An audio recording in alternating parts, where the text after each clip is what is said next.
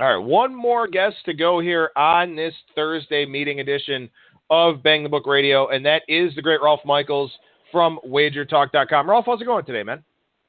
Last but not least, right, Adam?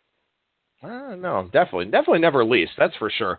All right, we got a lot of things to get to here on this segment, and I want to start with a couple of the listener questions that we've talked about here throughout the week, and then also on that previous segment with Brad, just to get your thoughts on them. And the first one is about buying points. Is that a practice that you partake in?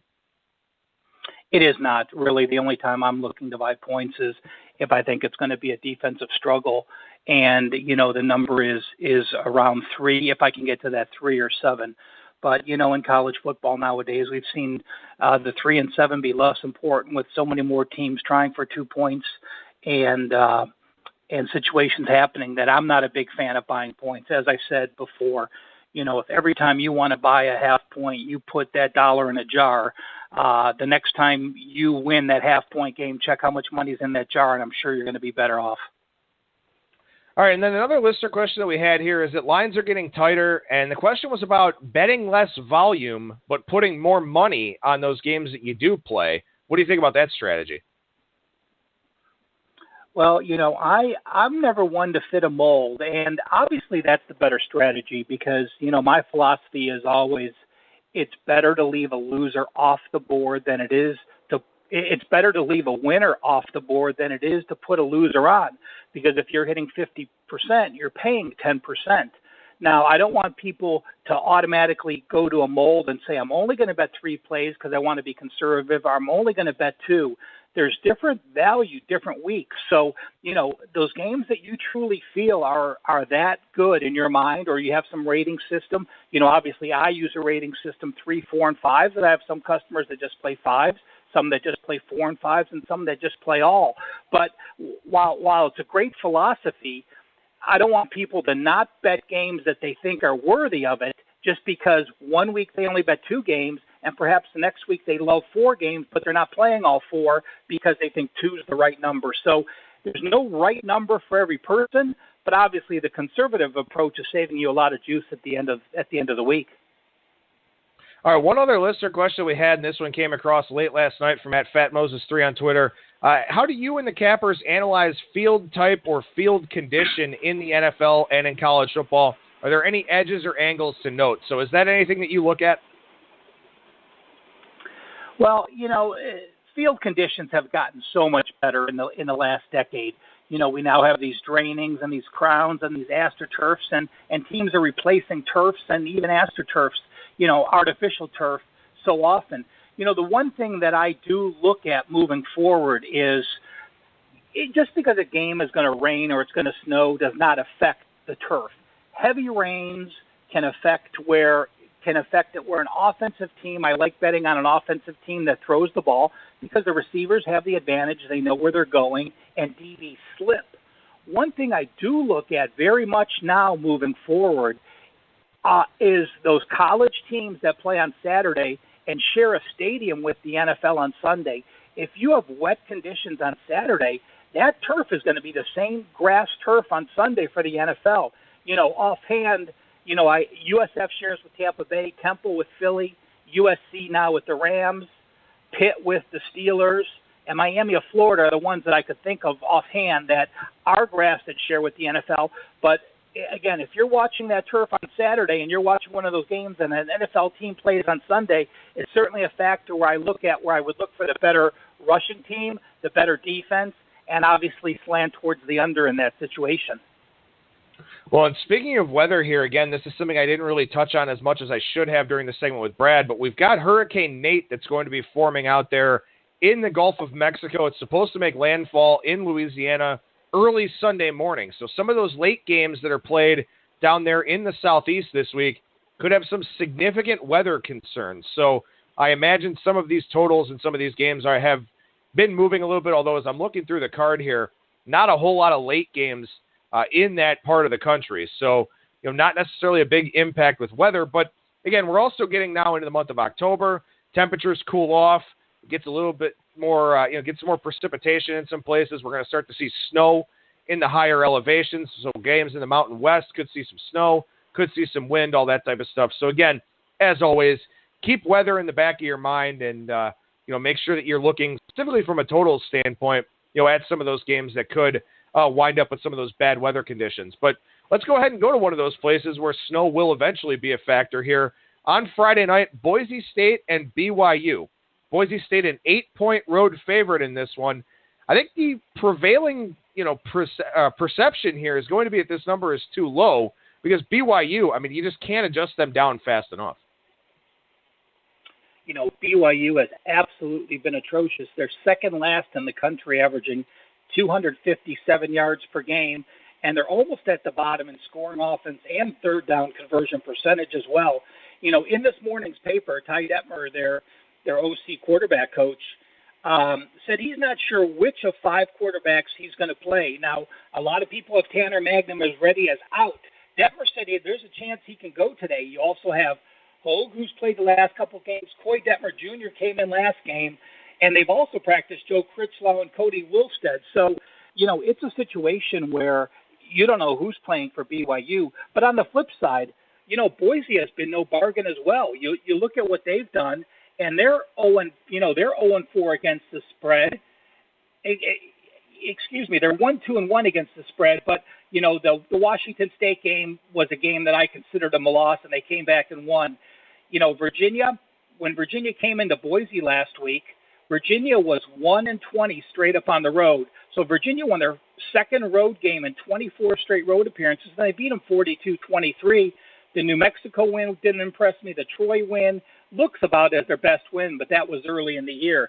This is one where you think BYU is bad, but I'd rather take points with a bad team at home than lay points with a bad team on the road. Yeah, and I think, too, that, what's interesting is that we are seeing this total go up a little bit, which would imply to me that there's an expectation that BYU going to be a little bit better offensively because this is still a really good defense. When you consider the spots that the offense has put this team in, I know they've given up 40 points here the last 2 weeks, but Utah State had a couple pick-six touchdowns last week. Wisconsin, just kind of wore them down a little bit in the second half. But when you consider how bad this offense has been, the fact that this offense has averaged 57 offensive plays per game through 5 games, that puts a huge strain on the defense.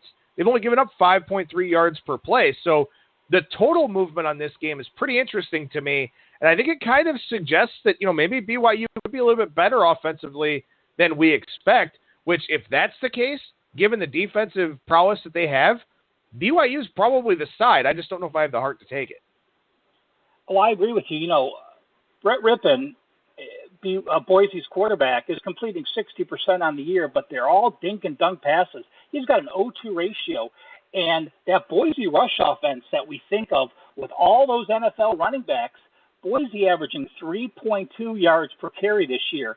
That is not your dad's Boise team. So, again, with that type of offense, I cannot see laying over a touchdown no matter who you're playing. And again, like you said, when you've got a defensive, when you have a defensive team like that playing on a normal Friday night that they're very used to doing in a situation where you're a desperate home dog, again, ugly play, plug your nose as you're betting it and be happy when it covers. And I think there's another element to this one, too, is like you said, BYU is a very desperate team. They are just 1-4, 0-5 against the number.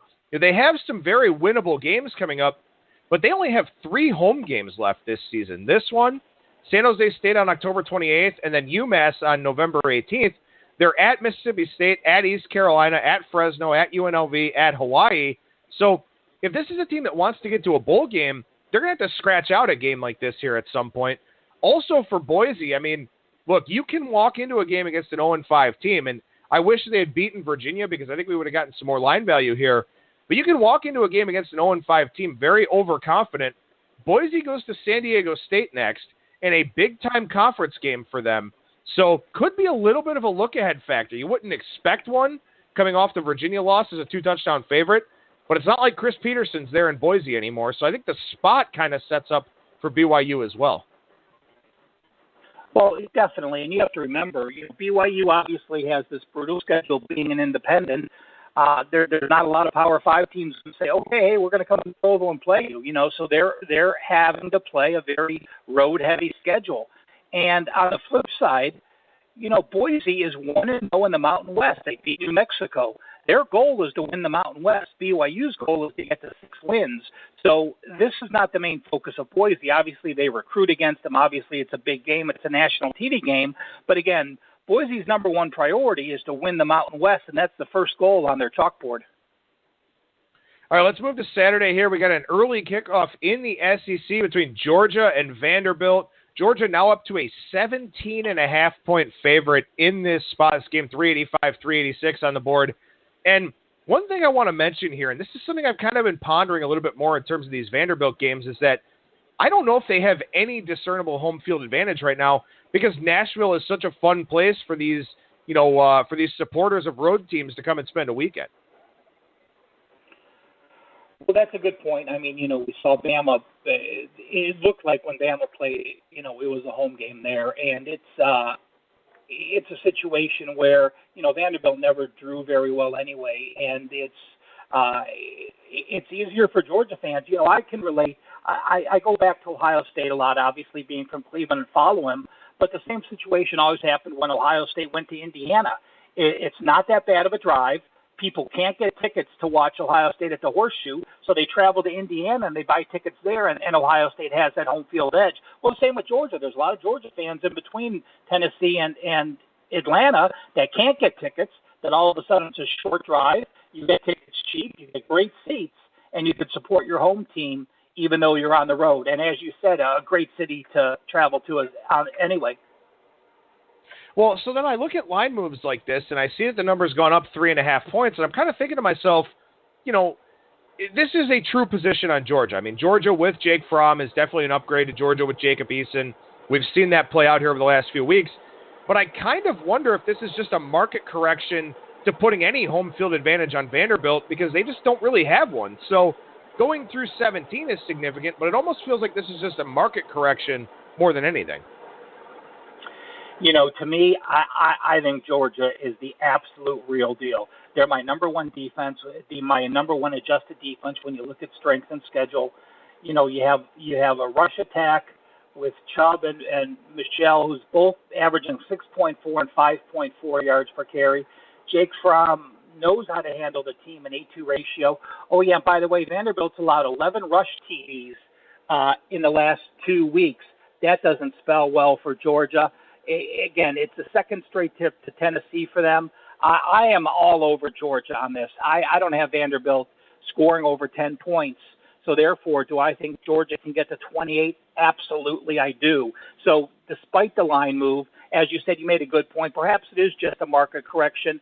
But in my mind, this Georgia team is still ranked too low. And later on in the year, when they go to Auburn and host South Carolina and Kentucky, you're going to be seeing lines closing into Alabama territory in the 20s.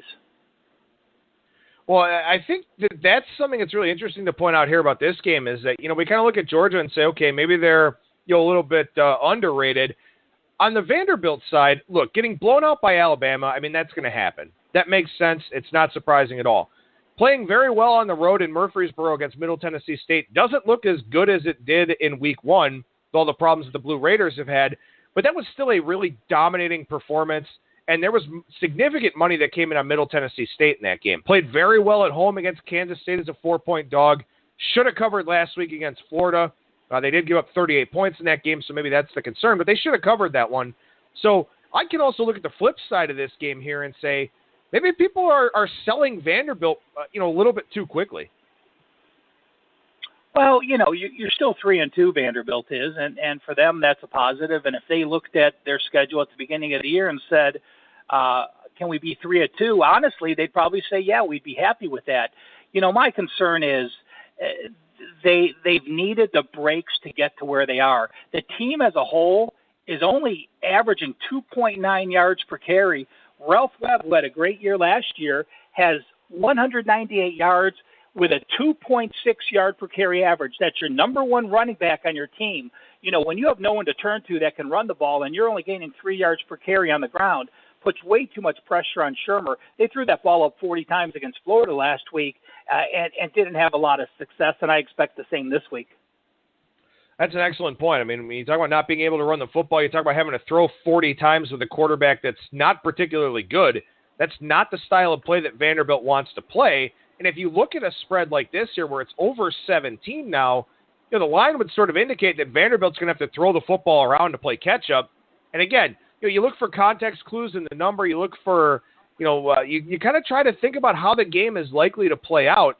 And when you look at this total coming down from 42 to 40.5, you look at the spread going up, that pretty much speaks to what you said, Rolf, at the top of the breakdown here, is that you look at Vanderbilt as a team that may not even get above 10 points. And you have to look at it. When you're betting a game, I do that with every game. I look at what I think the loser will have, and I think what the winner could get. And obviously, play the game out mentally in your head. And it's tough to play 2 straight road games, as they're doing now at Tennessee and at Vanderbilt. But as you said, it's so much different when your second game is at Vanderbilt. If this were switched, it may be a different situation. Playing Vanderbilt with no home edge and then playing Tennessee the second week, having to play that second straight road game with a louder environment. But, Jake Fromm proved going to the road at Tennessee that it's not going to affect him in that 41-0 win. He could play on the road, and now he's playing on the road in a much easier setting. All right, we'll move down the card here, game 349, 350, and we heard a pretty strong opinion from Brad Powers on this game, so I'm curious to get your take on it as well. Michigan State and Michigan, number coming down, Michigan with a quarterback injury. This is not public money making this move here on Wednesday and Thursday. This is a move from some of the sharper guys out there trying to grab some line value, at least what they perceive to be line value. Maybe it's a little bit of an adjustment to the quarterback announcement as well. But are you surprised to see Michigan State down to a flat 10 at a few shops out there? Well, Brad and I talked about this game, so I'm going to kick his butt when I see him later today, basically going through all the points that I was going to bring up on the show now. So my sentiments echo what Brad said exactly. You have a Michigan State team that all of a sudden is getting love, off that Iowa win, and people know that Notre Dame game was a little fake. But there's nothing wrong with this Michigan team. I often look at line history, where the line has been. Brad brought that up. 24 points on the road last time. Now you're laying 10 at home. Oh yeah, by the way, Michigan off a bye, getting ready to look for Michigan State. And the next week they only have Indiana, so it's not as if though they were trying to plan out multiple weeks with a huge game. And off one of the most physical teams in the country, Iowa, Michigan State now has to go on the road, and they have another road game at deck. And, oh, yeah, it's under the lights at Michigan Stadium. I will have Michigan on my card as one of my best bets for my client this week. So I don't understand the line. I'm not going to worry about the line move. I'm going to say thank you for it moving in the direction it is, and Michigan, again, will be on my card. Well, now here's something I want to touch on a little bit is that, when I talked with Brad about the Tulsa-Tulane game, we were talking about how money has come in against Tulsa, late money too, and significant late money on game day in both the games against New Mexico and against Navy. Now, in this spot with Michigan State took on a pretty significant chunk of change against Notre Dame. I went against that move, played Notre Dame. Notre Dame obviously won and covered pretty comfortably. Last week against Iowa, number opened 2.5, pushed on through to 3.5 very early in the week.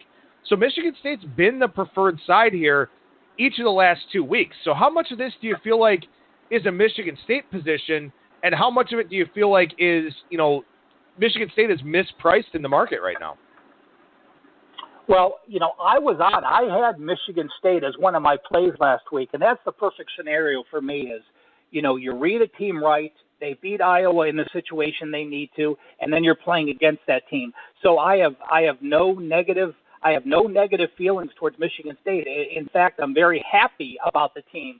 So now for me to turn and play against them, again, those are these situations that I love, that when you're reading a team, both positive and negative. We'll see if that's true after this game.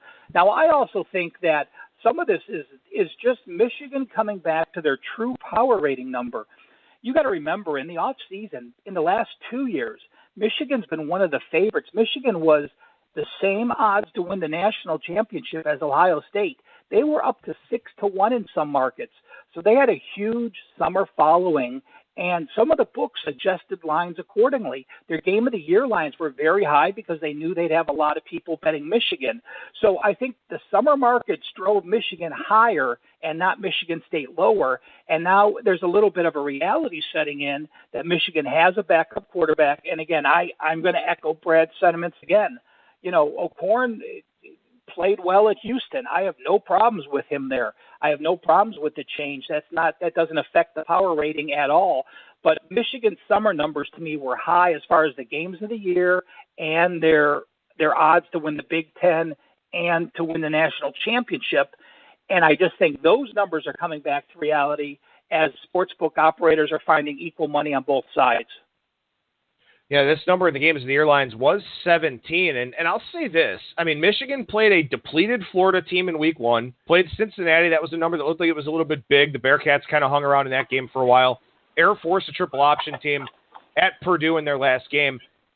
I kind of wonder about this body of work here so far for Michigan. I mean, I don't think that they truly get tested until October 21st when they go to Happy Valley. But still, I mean, in terms of looking at the body of work for Michigan, maybe that has something to do with the line movement in this game as well. Well, it is, and, it clearly is, but you also look at what Michigan gave up defensively. They're giving up 16 points per game, actually about 15 points. And in that Florida game, you had the 2 pick sixes, or else they'd only be giving up 14 to Cincinnati, 13 to Air Force, 10 to Purdue, and 3 to Florida. So a point for Michigan State backers is I do a stat comparison sheet with the current strength of schedule for games played and their yards, and I'll tell you what, this does certainly lean with Michigan State. Michigan State has played the number 28 schedule, a very formidable schedule, and they're plus 181 yards per game. That's very good. That's number 19 in the country. Michigan's played a little weaker schedule. I have them at number 41.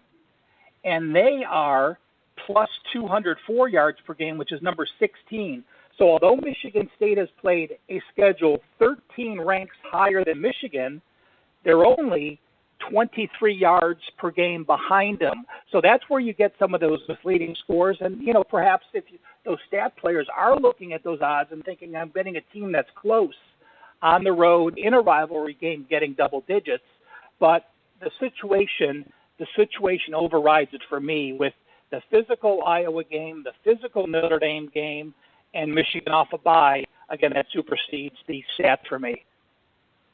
All right, now I had a listener question from early on in the week here, and in fact, this one came in all the way back on Monday, but I want to touch on this before we go over to the NFL side here. Listener at the Public Dog says, I got Florida Atlantic early at a pick'em, and that number right now is sitting out there 3.5, 4, 4.5, somewhere out there in the marketplace. A lot of places at 4.5. So pick'em is a very good number there in that spot. And then the other one is Buffalo. Got Buffalo at plus 10. That's a number now sitting out there at 7. So the listener question was, would I buy back on either one of those bets? So I'm kind of curious to get your thoughts, Rolf, in terms of, when do you just take the line value and be happy with it? When do you decide to buy back? Basically, I look that when I'm making a line on a game, if I'm within 20% of the new line, I will buy back a part of the bet. Now, obviously you have bigger edges when you're betting some of these Game of the Year lines and when the games happen, and then I don't think you should buy back. And I don't think buyback is an automatic here. But, if you are looking and you bet a game on a number, and that number is 10, and now you're getting a 3-point middle at 7. If you are making that line within 20% of the line, so if you had the line at -8 or 8.5, then I might buy back half because you're leaning with the other side. So I'm not a big fan of buying back. Obviously, the Game of the Year situations are different because you have 10, 15, 16-point middles. I mean, I think Brad had on the Notre Dame Temple game. And don't give a winning ticket away to try to get greedy. It's tough enough to get winners in this industry. If there's a reason you don't like the side because of an injury, if there's a reason that something happened and you don't like the side, I have no problems trying to buy it all back and getting fortunate, but I never want to give away a good number to get greedy at trying to cover both sides and therefore coming out with a 10% loss at the end. Yeah, and that was one of the things that Brad kind of mentioned a little bit with his Kansas State line grab of +6.5 at the win. And now he's sitting there thinking, if this goes down to 3, I'm going to play back on the other side. And the reason why is because he made an adjustment in his power ratings to Kansas State that changed the number up to 4.5. So at that point, the 6.5 not necessarily as good. You're not crossing key numbers like you are, with where he originally had the number. At that point, buying back makes a little bit of sense. But if you're just out there grabbing a good number like that Florida Atlantic number at a pick'em, I think you're best off just letting that one ride and hoping it plays out, in a positive way for you. Let's go over to the NFL side of things here, Rolf. And I hate this NFL card. I actually recorded my Super Contest segment last night, sort of talked my way through some of the games that I do like, a lot of the games I don't really like. You've got, bad teams like Indianapolis and Cleveland, that are virtually in coin flip situations. You've got several coin flips out there. Rams at -1, Chiefs at pick'em or -1, Cleveland pick'em or +1, Indianapolis 1.5, stuff like that. So this is a challenging NFL card. You got E.J. Manuel as a favorite. You've got, a situation where you've got no line on the board for Tennessee and Miami. What are your thoughts overall on the NFL card for this week? Well, to let you know how bad it was, obviously at wagertalk.com we do some videos and we put them up. And going through the NFL card yesterday, we did a total of 4 NFL games, and one of them was 2 of the 0-4 teams. There's 4 0-4 teams in the league: Cleveland, San Francisco, the Chargers, and the Giants. And we did a video on 2 0-4 teams. So that pretty much mirrors your sentiment, saying, oh my God, what an ugly card this is this week if you're doing a video on 2 0-4 teams. So that's my take on this week. It's not that there's not some value out there, not that there's not some value in totals, but when you have New England playing on Thursday and you have Kansas City and Houston playing in a primetime game, that cuts down the marketability on those Sunday afternoon games. Well, then, of course, as you look ahead to Monday night, we don't even know who the quarterback's going to be for Minnesota, and it's going to be Mitch Trubisky against the Vikings defense, which that's not going to inspire a whole lot of confidence, and we don't even really have a number out for that game either. So, very tough week here in the NFL for a lot of different reasons, but let's touch on one of those ugly games here between San Francisco and Indianapolis. Indianapolis is a pick'em at extra juice at 5 dimes, -1 out there at some places, -1.5 at others. I don't know what you do with a game like this. San Francisco, long travel, early kickoff, but how much can you trust the Colts?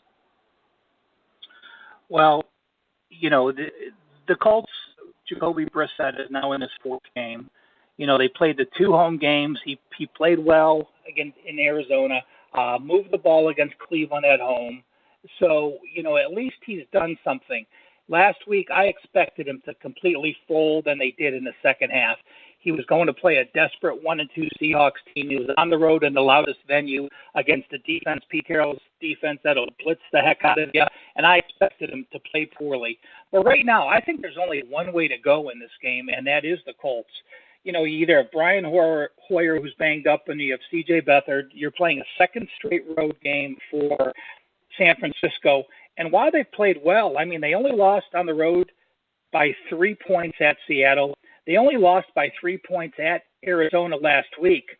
This team is still only 2-19 straight up on the road the last 21 games. One was the final game of last year when they beat the Rams on the road.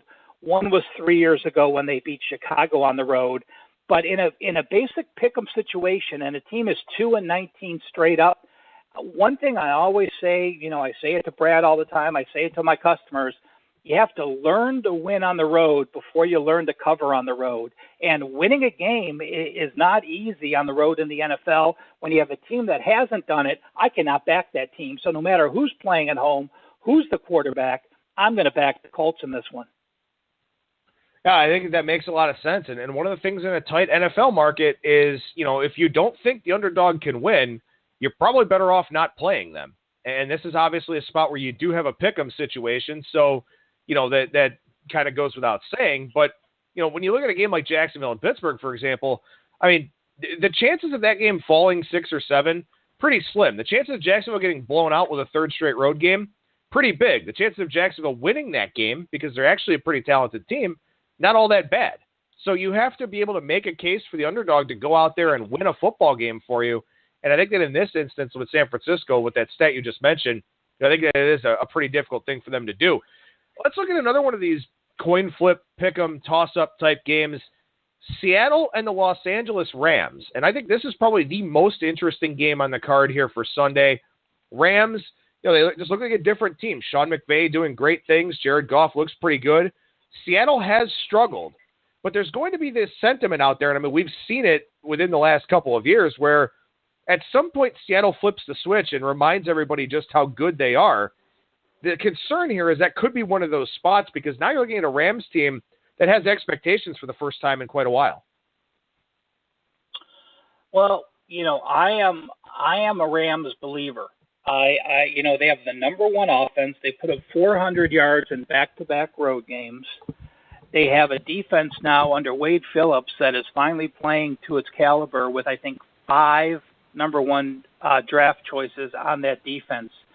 This is a series that Seattle has struggled with anyway. Seattle has dropped 5 straight against the spread when visiting the Rams. They've dropped 3 straight up. So that goes to the last 2 games in St. Louis and last year in LA. It's just a team they haven't been able to beat. Seattle's defense is completely different at home than on the road. At home they have the biggest advantage. It is they have the loudest crowd. Quarterbacks can't audibilize. You get a lot of false start penalties. At home they're only allowing 245 yards per game. On the road, Seattle's D very mediocre, allowing 380 yards per game and 25 points per game. I think Sean McVay, I didn't know what to expect him when he came up, but he's done everything right. The Dallas situation. It's funny because had one of those teams lost last week, I think we would have been affected by about 3 points in this line, because the Rams beat Dallas and everyone loved the Rams all of a sudden. But then Seattle came back Sunday night and everyone watched the NBC game, and then Seattle crushed the Colts in the second half. So both are off games that the entire world saw or at least followed or at least knew the score. But, the Rams at home in this situation, Seattle off the Sunday night game. I am a fan of the Rams in this, and it's a little bit of both. It's a little bit about me having the Rams up much higher than where they started, and Seattle down a bit from where they were at the beginning of the year. Well, and let me ask you this then. In terms of a game like this, where do you think the number is going to move? I mean, I think that you're going to have people that, like I mentioned in the intro there, are still skeptical of the Rams. You're going to have public backers that are going to play Seattle, thinking, the Seahawks have this reputation. They've been good for so long. Where do you think this number goes, or do you think it just pretty much stays about where it is? Well, I think Seattle money comes in later. Last week we saw Seattle money obviously coming in later against the Colts. But the funny thing is we actually saw Rams money come in. Now, I think the Rams money came in just because it was a bad line. I mean, they opened the Rams at 8 last week at the Cowboys, and it ended up closing at 5. So that tells you that there are enough Rams backers or Cowboys or Cowboy faders. I'm not sure which, because the Cowboys have always been a team that's been a poor home favorite. But I think that Seattle, with their performance, more people will tend to believe that they are now back to where they should be versus Rams people that you have a team that went 4-12 last year just because they beat Indianapolis, that they played Washington, they played San Francisco. Their only real test so far this year was the Dallas game, and they passed that one test. I don't think that's enough to get enough of the public love on them, just beating one good team on the road like they did. Lots of good thoughts here on today's show from Rolf Michaels of WagerTalk.com. What's going on over at the website right now, Rolf? Again, just the Gridiron Guide continues to get more and more valuable each week as the games progress and you're getting more games on the schedule. Gridiron Guide is free every Monday at WagerTalk.com. Go to college football, go to news. It's a full page for each college football game. I'm currently working on our NBA newsletter, so keep your eyes open for that. NBA tips off October 18th, so just right around the corner. And good weekend this past weekend. Thank you all the customers that jumped on the special we had. If anyone's still interested, you could shoot me an email, calsports@aol.com. NBA. Man, I mean, the NHL just started last night. NBA coming up here in a few weeks. We're, about a month and a week away from college basketball? You just don't get a break, do you, man? Yeah, the NBA actually moved up 2 weeks. It was always Halloween. They always played right around November 1st, but this year's the LeBron rule. There were too many superstars sitting out for those Sunday night ABC games, and now for the big national TV games, everyone has the day off prior to those games. So to do that, they needed to move the schedule up a couple weeks, and hence we have an October 18th tip-off. And by the way, Kyrie Irving and the Boston Celtics traveled to face Cleveland on TNT for the opening night game. It'll be exciting. That should be exciting. I didn't realize that about the NBA. I mean, I'm so focused on NFL and Major League Baseball mode right now. I didn't know the NBA had moved up 2 weeks. That's news to me. I guess it just means things get even busier here, and hopefully we still have an Indians playoff run to be discussing. But Rolf, thank you so much for your time, man. I appreciate it. We'll talk to you again next week. Appreciate it. Thank you, Adam.